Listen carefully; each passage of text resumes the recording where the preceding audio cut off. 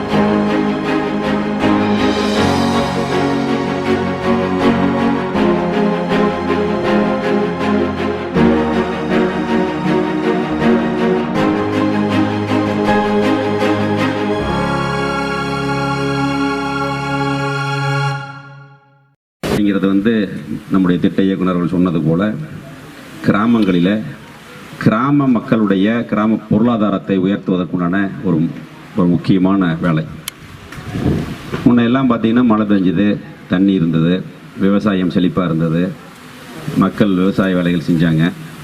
இன்றைக்கி அப்படியே தலைகளாக மாறி போகுது. இது எப்படி எங்கே போய் முடியும்னு தெரியல. நினச்சி பார்த்தோம்னா அது ஒரு மாறி போகுது. மழைகள் சரியாக மழை இல்லை, மழையே இருந்தாலும் வேலை பார்க்குறதுக்கு ஆள் இல்லை. எல்லாரும் படிக்கிறோம், எல்லா வீட்லேயும் பிள்ளைங்க டபுள் டிகிரி படித்ததுக்கு வேலை ஆஃபீஸில் தான் வேலை பார்க்கணுங்கிற ஒரு சூழ்நிலை வந்துருச்சு. இப்போ விவசாயத்தினுடைய முக்கியத்துவம் குறைஞ்சிக்கிட்டே போய் இப்போ ஓரளவுக்கு அதனுடைய விழிப்புணர்வுகள் கொஞ்சம் வருது. இருந்தாலும் அந்த வயசானவங்க ஏஜானவங்க கிராமங்கள் இருக்கிறாங்க. அவங்களுக்கு அந்த 100 நாள் மகாத்மா காந்தி உறுதியளிப்பு வேலை திட்டம் என்பது மிக மிக முக்கியமானது. அவங்க ரொம்ப யூஸ்ஃபுல். ஏன்னா அவங்களால டவுனில் போய் தொழிற்சாலையில் வேலை செய்ய முடியாது, விவசாய வேலைகள் இல்லை. அந்த மாதிரி ஒரு சூழ்நிலைகளில் நம்ம மாவட்டத்தில் ஒரு பகுதியில் ஆற்றுப்பாசனம் இருக்குது.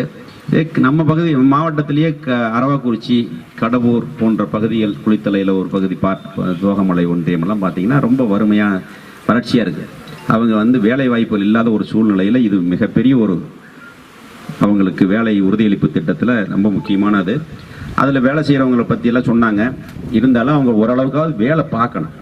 நீங்கள்லாம் இன்னைக்கு என்னென்னா கிராமங்கள் இருக்கிற வயசானவங்களுடைய சாவியே நீங்கள் தான், சுவிட்சே நீங்கள் தான்.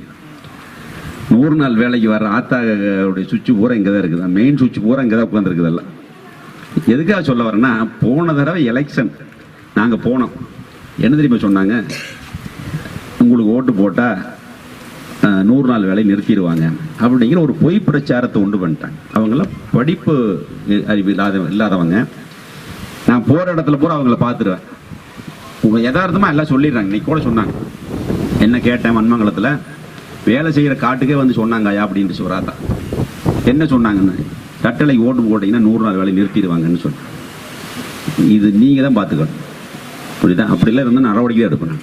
ஏன்னா 100 நாள் வேலை கிராமப்புற பொருளாதாரம் மேலே வரணுங்கிறதுக்காக மாண்புமிகு தமிழகத்தினுடைய முதலமைச்சர் எடப்பாடி அவர்கள் 150 நாளாக கொடுக்க வேண்டும் என்று மத்திய அரசிலே வலியுறுத்தி கொண்டிருக்கிறார். அந்த சூழ்நிலையில் 100 நாள் வேலைக்கு இவங்களுக்கு ஓட்டு போட நிறுத்திடுவாங்கிறதெல்லாம் பொய் பிரச்சாரங்கள். இதை இந்த கிராம பொருளாதாரம் முன்னேறுவதற்கு உண்டான இந்த வேலைவாய்ப்பு உறுதி மகாத்மா காந்தி வேலைவாய்ப்பு உறுதியளிப்பு திட்டம் மிக சிறப்பாக நடத்தி நம்முடைய மாவட்டத்திற்கு 2வது பரிசு தேசிய அளவில் பெற்றுக் கொடுத்த திருமதி கவிதா அவர்களுக்கு உங்கள் சார்பாகவும் மாவட்ட நிர்வாகத்தின் சார்பாகவும் நன்றியை தெரிவித்துக் கொள்கிறேன். உண்மையிலே நமக்கு ரொம்ப பெருமை.